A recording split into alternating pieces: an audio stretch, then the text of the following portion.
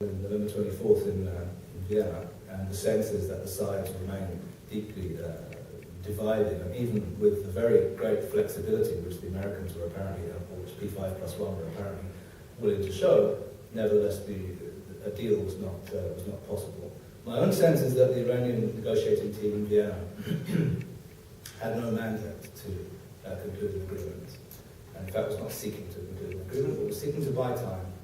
And regardless of the fact that Mr. Zarif and Mr. Rouhani may be more appealing characters than the previous incumbents of their positions, actually, in substantive terms, nothing has changed in Iranian policy since the emergence of Mr. Rouhani. The real maker of policy, of course, is Supreme Leader Ali Khamenei, and the Iranians are engaged, as I see it at least, and I think it's quite plain to see, are engaged in a strategy of buying time, keeping everybody talking, while at the same time moving closer and closer towards the ability to create a nuclear device in a shorter and shorter period of time, through, of course, their uranium enrichment program, through their ballistic missile program, and eventually through the process of putting the two together at the right time.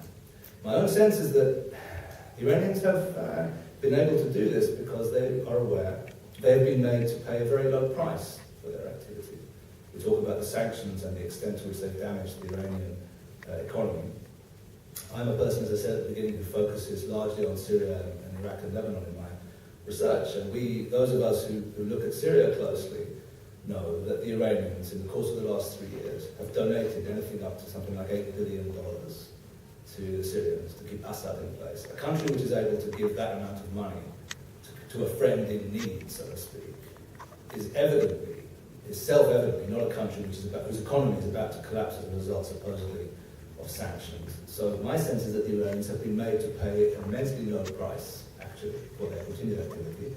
They are also aware that the threat lurking behind all this, which is supposed to be the credible threat of Western military action against Iran, should it continue to flout the will of the international community, it appears to be something of an empty threat. That's at least the way that they read it. I tend to think they're probably right.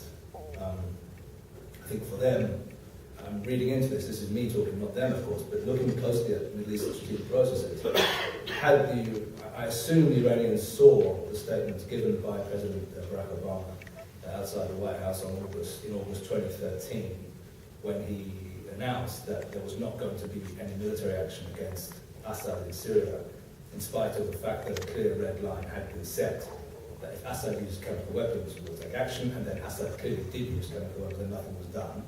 At that moment, it would seem to me, the deterrent structure of the West in the Middle East effectively ceased to exist. And from the Iranian point of view, I assume they noted that very carefully and said, okay, you know what? We're talking, we're supposedly under sanctions. The sanctions are not nice, but we can survive with them. If we keep this going, there's not going to be the ultimate price at some stage of having to face the nightmare of Western military action. So why should we not simply continue pushing forward towards this nuclear goal? And let me say something with regard to contextualizing the nuclear ambition. My estimation, at least, is that the Iranians don't want a nuclear weapon so they can throw it at Israel tomorrow, and then the Imam Mahdi can come out of the well and all this other stuff which people are familiar with the theology. It's not about that. Maybe they believe that in their hearts, but it's not about that. It's about the following, as I see it at least.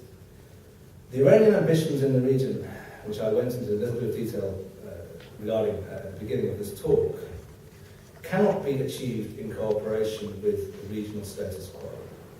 They can only be achieved at the expense of the status quo. So they can only be achieved against somebody and without that somebody's consent. There's no other way of doing it if you look at the extent of these ambitions. A little bit like Germany at the beginning of the 20th century, not Hitler's Germany, I mean Imperial Germany.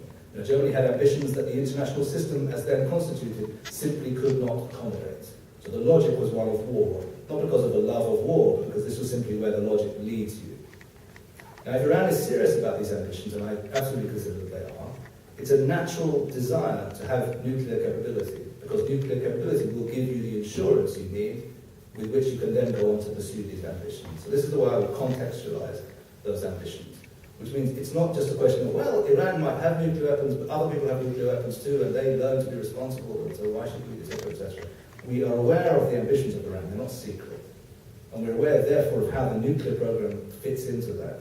These ambitions are ambitions which mean conflict for the Middle East, or they mean our surrender. And which you asked about, surrender is not possible, unlike with the Gulfies. The Gulfies can surrender and learn to get used to their new overlords, that's with the Iranians rather than the Americans. In the case of Israel, no surrender is being offered. Of course, what is being offered to us by the Iranians vis-à-vis their ambitions in the region is non-existence, very clearly and openly in the statements of Iranian leaders. So from an Israeli point of view, this is an urgent matter.